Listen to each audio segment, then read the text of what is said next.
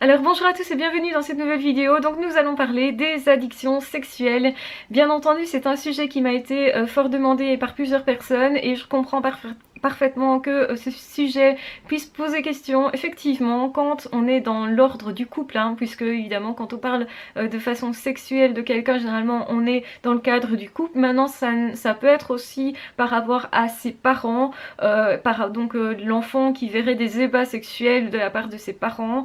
C'est tout à fait quelque chose qui est assez courant chez les pervers narcissiques où ils mettent en scène des choses qui ruent, où l'enfant ne devrait pas être au courant, à son âge en tout cas, de ce type de sexualité. Ça vise évidemment à détruire le plaisir de l'enfant qui n'est que naissant à ce moment-là, puisqu'on le sait tous, les enfants ont aussi quand même des désirs d'érotisme, en tout cas de caresses, de câlins, d'amour, de partage. Ils ont un idéal aussi et donc le pervers narcissique va détruire ça puisque lui ne peut pas en fait jouir de ça. Alors ce qu'il fait dans la relation de couple, c'est qu'il va imposer son pouvoir aussi sexuellement et donc ça veut dire qu'il va, donc j'avais expliqué au niveau du toucher que le pervers narcissique est quelqu'un qui va toucher beaucoup sa victime justement pour essayer de s'imposer. Donc c'est une façon qui est utilisée et qui est courante chez beaucoup de personnes. Il y a des cultures où on touche beaucoup plus les gens que d'autres, donc surtout ne catégorisez pas là-dessus, ne vous dites pas ah c'est un pervers narcissique parce qu'il m'a touché, non non,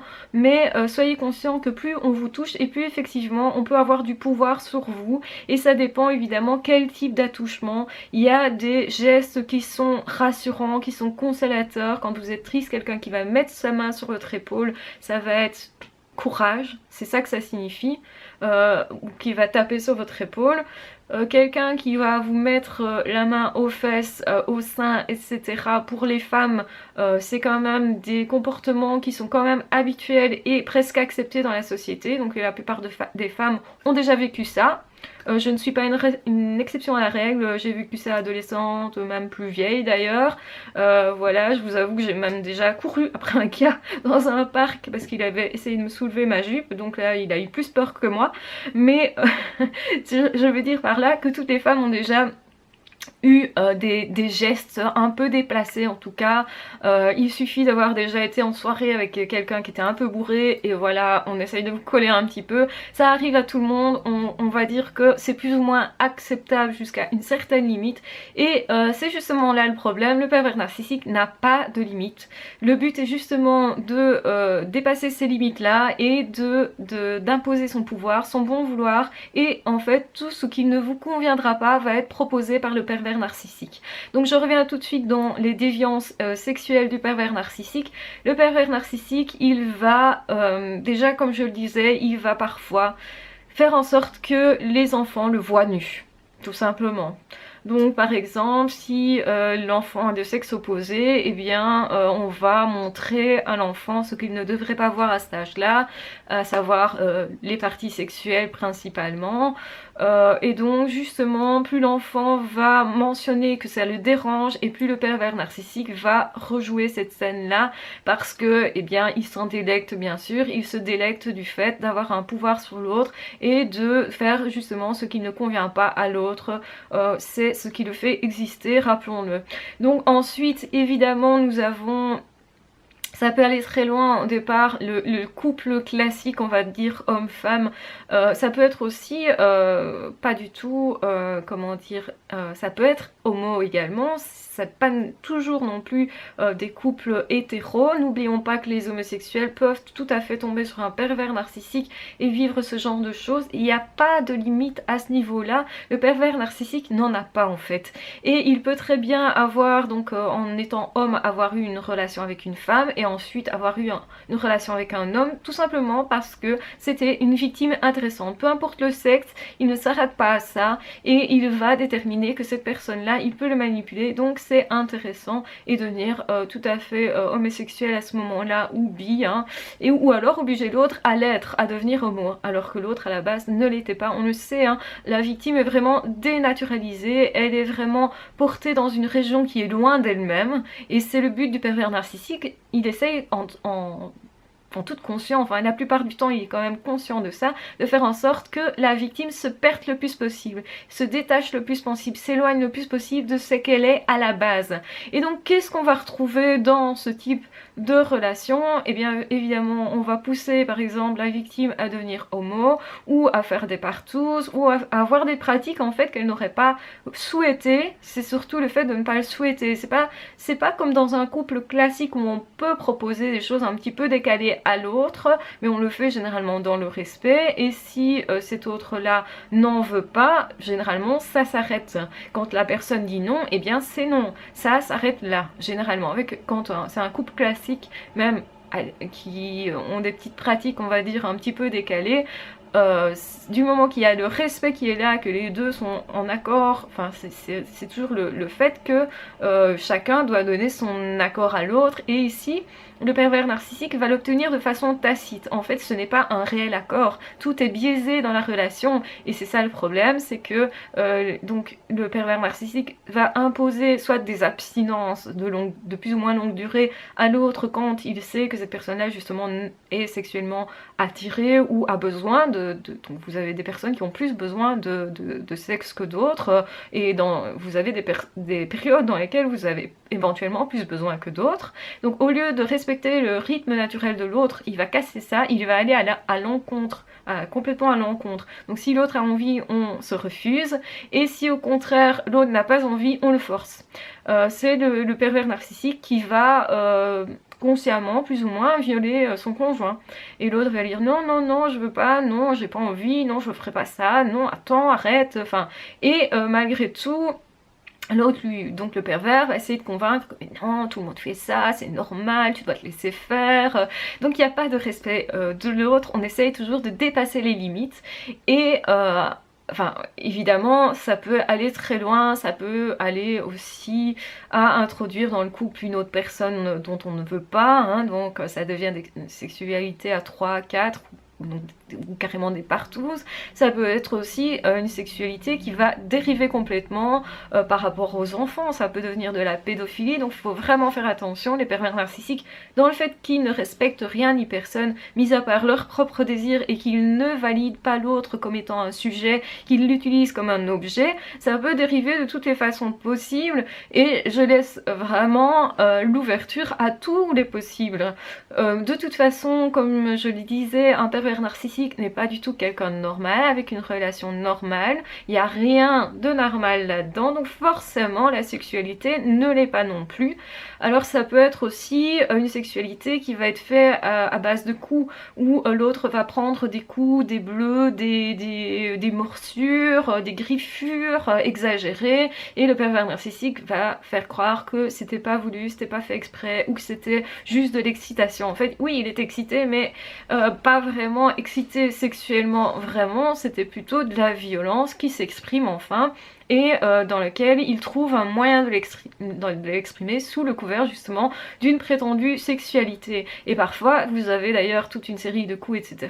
L'autre se refuse, et puis il lui dit « Mais non, j'ai pas voulu de toi parce que c'est toi qui a refusé la relation, hein. » Donc c'est toujours le même mécanisme, c'est rendre coupable l'autre, lui dire que c'est normal, si la sexualité n'est pas épanouie, c'est de la faute de la victime, si la relation n'est pas épanouie, c'est de la faute de la victime. C'est toujours le même mécanisme, et évidemment ça passe par la sexualité, puisque la sexualité fait partie quand même d'un certain pouvoir, je mets ça vraiment entre guillemets, mais bon, il faut quand même se rendre compte que oui, c'est une sorte de pouvoir, le pouvoir de séduction sur l'autre déjà, donc le pervers utilise allègrement, et aussi c'est reprendre la liberté à l'autre, l'emprisonner, le garder pour soi, beaucoup de possessivité qui peut être possible avec le pervers narcissique, puisque tu es mon objet, tu es à moi.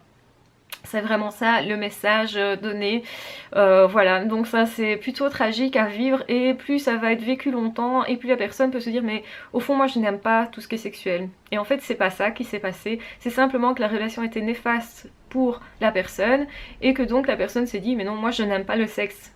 La conclusion en fait n'est pas bonne parce que les prémices sont fausses. Donc c'est-à-dire que la personne n'aime pas ce type de sexe là, bah forcément s'il y a des coups etc, si les choses sont forcées ou si on ne respecte pas du tout l'élan naturel de désir où c'est programmé à telle heure il faut qu'on fasse l'amour parce que tous les jours à telle heure on fait l'amour quoi. Ça aussi c'est un cas de figure qui existe et qui vraiment est un tue l'amour, un tue qui tue le désir, puisque bah, forcément quand ça devient une obligation c'est plus du tout fun, on découvre plus l'autre, on ne joue pas, le pervers narcissique ne joue pas avec l'autre, il joue sur l'autre en fait, donc c'est complètement différent, alors que la sexualité normalement c'est deux personnes qui jouent ensemble, c'est vraiment de l'ordre du jeu, c'est de l'ordre de l'érotisme, donc chacun doit ressentir un plaisir soit parce qu'il le donne à l'autre, et donc il y a des personnes qui physiquement sentent pas exceptionnellement, enfin il y a des situations dans lesquelles certaines personnes ne sentent pas physiquement énormément de choses, mais par contre le fait de donner du plaisir à l'autre va stimuler le leur, etc. Généralement ça se renforce, hein, donc une sexualité normale c'est vraiment où les deux vont se renforcer dans leur désir, où chacun est respecté dans ce qu'il veut et ce qu'il ne veut pas, puisqu'il y a toujours des choses qu'on veut et qu'on ne veut pas.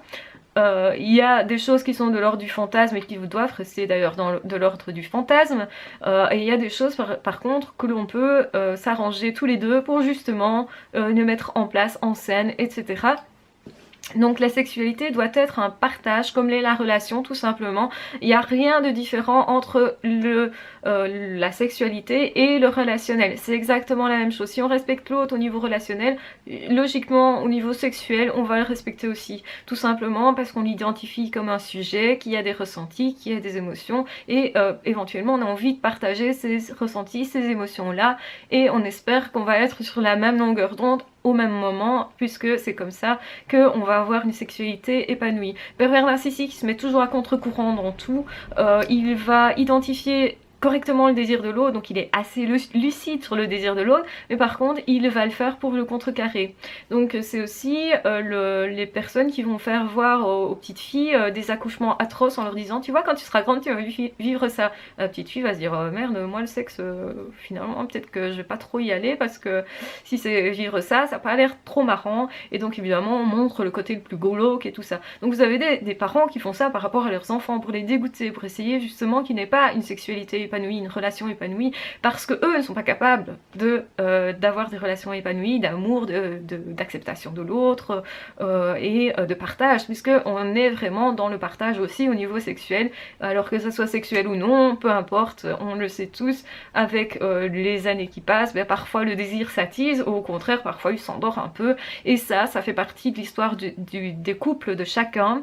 On va pas non plus chercher l'extraordinaire à chaque fois, ça c'est un petit peu, on est un peu dans une époque où on cherche tout le temps l'extraordinaire, alors qu'en fait parfois être juste bien tous les deux, peu importe ce qui se passe, peu importe quand on le fait pas, enfin bon voilà les détails, du moment qu'on est en accord chacun avec l'autre, peu importe, ce qui est important c'est vraiment de se respecter mutuellement, de ne pas se laisser imposer des choses, et généralement les victimes sont assez désemparées quand elles découvrent en fait qu'elles se sont laissées faire trop, mais aussi laissées faire au niveau corporel, donc c'est-à-dire qu'on a on s'est laissé frapper éventuellement, on s'est laissé faire des bleus, parfois il y a des cicatrices qui sont là, qui restent après la relation, et donc on se rend compte que ça a dépassé les bornes depuis bien longtemps, et d'où c'est pour ça que je disais la meilleure chose pour se protéger d'un pervers narcissique, c'est de savoir où sont ses limites et de les imposer. Parce que le respect est quelque chose qui s'impose. Ce n'est pas quelque chose qui se propose. On doit se faire respecter. Quand on a acquis cette partie-là, justement, ce respect de nous, cet amour de nous, hein, parce qu'il faut aussi s'aimer pour savoir mettre des limites à l'autre, à l'autre, c'est justement aussi en mettre au niveau sexuel, savoir ce qu'on aime, ce qu'on n'aime pas, donc ça veut dire aussi avoir pris le temps de se connaître, et à ce niveau-là aussi. Donc voilà, je pense que ça reste quand même encore un tabou dans la société que de parler de tout ce qui est sexuel, malgré tout ça fait partie de la vie. Maintenant je suis ok pour dire, ben oui les pervers narcissiques n'ont pas une attitude correcte par rapport aux enfants, même par rapport aux adolescents, vont se montrer nus comme ça parfois aux fenêtres, etc. pour gêner les voisins, gêner l'entourage, vont se promener parfois un peu à poil, ou font un petit peu exprès de mettre des vêtements qui ne remontent pas du tout pour qu'il y ait un bout qu'il y ait un bout qui dépasse quoi en gros. C'est des choses qui sont possibles, donc voilà, je voulais le marquer et répondre donc du coup aux questions qui m'ont été posées là-dessus sur ce sujet. Voilà, j'espère que cette vidéo vous aura aidé au niveau de votre relationnel, de votre vécu. Ne vous culpabilisez surtout pas d'avoir vécu des choses qui n'étaient peut-être pas tolérables. Maintenant vous savez que vos limites sont là. Donc maintenant posez-les bien vos limites avant de recommencer quoi que ce soit comme relation. Comme ça vous n'aurez jamais plus ce problème là. Et essayez de vous épanouir parce que la sexualité fait partie aussi de l'épanouissement personnel. Donc ne soyez pas apeurés de ça tout simplement. Chacun a son trajet, a sa... Enfin, chaque relation est particulière et du coup forcément au niveau sexuel aussi chaque personne est particulière et donc du coup on n'a pas nécessairement le même vécu avec une personne qu'avec d'autres, donc ne restez pas bloqué là-dessus et dites-vous ben, ok, avec le pervers narcissique ça s'est très mal passé mais ce n'est pas pour ça que vous ne devez plus aller dans cette zone là. Si ça se trouve c'est un domaine qui pourrait vous épanouir, donc ne soyez pas apeurés par rapport à ça. Faites-vous confiance, refaites-vous confiance je dirais plutôt, et laissez tout ça bien derrière. Donc guérissez votre corps, prenez-en soin, massez-vous pour justement avoir, je veux dire, un rapport avec le corps qui est un rapport avec votre meilleur ami. Vous allez vous réconcilier avec votre corps parce que c'est un ami que vous avez laissé exploiter, que vous avez laissé manipuler, etc. Donc prenez soin de vous, prenez des bains, maquillez-vous pour les femmes, enfin il y a des garçons qui se maquillent, c'est très bien, embellissez-vous si pour vous ça vous permet de vous aimer vous. En fait tout ce qui sera bon ce sera justement de développer la confiance en vous, l'amour de vous, l'estime de vous et de vous dire je suis bien comme ça, peu importe ce que l'autre aura pu vous dire parce que forcément il vous a aussi ou elle vous a aussi dégradé physiquement. Ah t'es pas assez musclé, ah t'as de la graisse là, ah t'as des boutons, ah t'as ci t'as là. Enfin bon voilà, les pervers narcissiques sont là pour marquer du doigt nos défauts, prétendus défauts bien souvent, et généralement quand on regarde lucidement les choses, les défauts ne sont pas vraiment des défauts. On en a tous, on a tous une peau un petit peu comment dire, personne n'a la peau super lisse, personne n'a les cheveux super brillants tout le temps, donc faut arrêter avec ça. Ne tombez pas dans le piège de vouloir être parfait, personne n'est parfait, et acceptez justement vos imperfections, aimez-vous comme ça. C'est un travail de tous les jours et surtout quand on a été en couple avec un pervers narcissique, ça prend du temps. Et aussi pour les enfants qui ont été en rapport avec des parents qui n'ont pas été respectueux à ce niveau-là non plus, prenez soin de votre corps, c'est important. Et donc on se retrouvera très vite dans d'autres vidéos. Je reparlerai du corps et donc du corps de la victime après le pervers narcissique. Donc prenez soin de vous en attendant, n'hésitez pas à vous abonner, on se retrouvera de toute façon pour d'autres vidéos très vite. N'hésitez pas à liker, à partager et à commenter et à me donner éventuellement d'autres sujets de discussion, de vidéos, etc. Voilà, je vous remercie pour votre attention et je vous remercie d'être si nombreux. Chaque fois je suis étonnée, je me dis c'est pas possible, il y a autant de personnes. Oh là là, génial. Et j'espère que ça vous apporte quelque chose de toute façon parce que c'est ce que j'essaye de faire. Voilà, je prétends pas y arriver, j'essaye et je trouve que c'est déjà pas mal. Et je me dis que si vous, de votre côté, essayez aussi de vous en sortir, et bien franchement, je trouve que c'est déjà pas mal et qu'on est déjà pas mal avancé avec ça. Voilà, je vous embrasse très fort, je vous aime très fort, prenez soin de vous et on se retrouve très vite. À ciao, bye bye.